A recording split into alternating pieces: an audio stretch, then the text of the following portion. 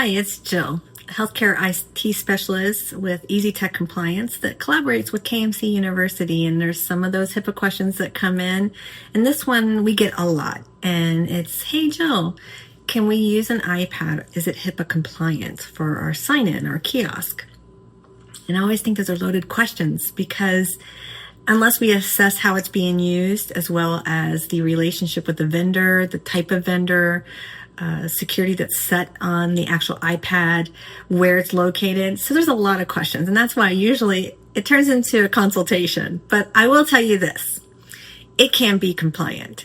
So when you're using an iPad for a kiosk that kind of configures with your electronic health records for check-in, I'll tell you, we'll find some of the things that are scary. And that is an iPad that's used from home. The iPad's Apple ID is not a business ID. It's kind of like an ID they have for all their personal devices, their other personal devices. So it's not clearly separated from business. The iPad is linked to the iCloud. So maybe they're saving images or information and forms. iCloud is very specific in their terms of use. It cannot store or transmit healthcare information.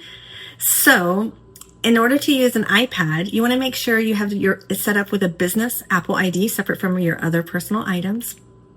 You want to make sure that the tracking is configured and GPS tracking, the ability to remote wipe, all of those settings are in place. But the most important thing is to enable the iOS guided access. So I'll just say that again, iOS guided access. Unless you have a mobile device management system or something like that, guided access is built in to the software, and it allows it to be used in a healthcare setting, which means it only will be able to be used for the app that you have, the healthcare app. You can't go to messages, you can't go to Safari, you can't go to files. It strictly reduces all the ability to use it for anything else. That way, when we get a crazy little teenager that knows how to do these things, they won't be able to. And if it winds up missing or stolen, it will be password protected, which encrypts it. It will have the remote access to be able to wipe it, and also there's no way they can do anything else on it because guided access is enabled. So keep these things in mind.